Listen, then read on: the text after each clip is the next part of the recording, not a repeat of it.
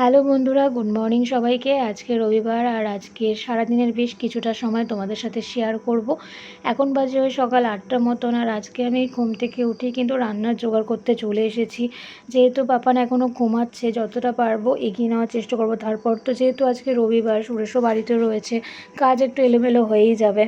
প্রত্যেক দিন তো আর একই রুটিন হয় না, রবিবারটা একটু দেরি হয়ে যায় আমার।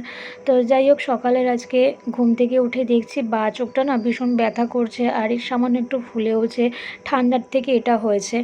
তো সকালে আজকে টিফিন করেছিলাম লুচি আর আলু কুমড়োর তরকারি, আর বেলাতে থাকবে হচ্ছে মুরগির মাংস, ভাত। তারপর যদি কোনো কিছু পারি, মানে সময় যদি কুলিয়ে ওঠে, তাহলে কিছু একটা করব, না হলে এক তরকারিই থাকবে। তো আমি তখন 10টা মতন বাজে, তখন আর কি বাবাকে লুচি আগে ভেজে দিয়েছিলাম। বাবা খেয়ে চলে গেছে চুলদাড়ি কাটাতে। আগামীকাল সোমবার বাবা যাবে দেশে, মানে বিহারে।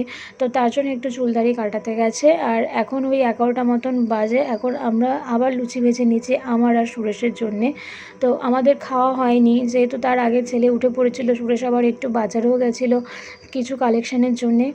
তো আমাদের আর খাওয়া হয়নি। তার মাঝখানে ছেলেকে খাইয়ে দাইয়ে একটু রেডি করিয়ে নিয়েছে। ও না আজকে খেতে চাচ্ছে না, মানে ওর শরীরটা একটু ভালো না, ঠান্ডা লেগেছে। সকালবেলা খাওয়াতে গেলাম, একটুও খেলো না।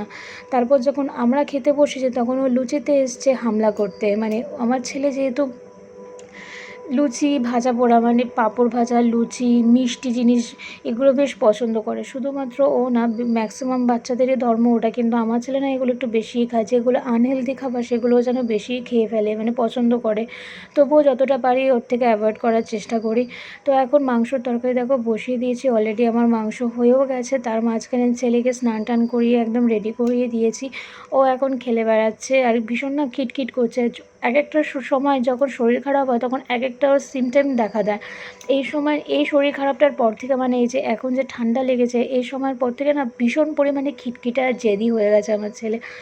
তো যাই হোক, এখন চলে এসেছিলো তার মাঝখানে সবজিওয়ালা। তো সবজিওয়ালা থেকে আমি শাক আর পটল রেখে নিয়েছিলাম, আর শাকটা আমি বেছে নিয়ে করে নিয়েছি। যেহেতু সময় ছিল একটু হাতে, তার জন্য শাকটাও করে নিয়েছি। দুপুরবেলা শাক আর মাংস ঝোল দিয়ে সবাই ভাত খেয়েছে।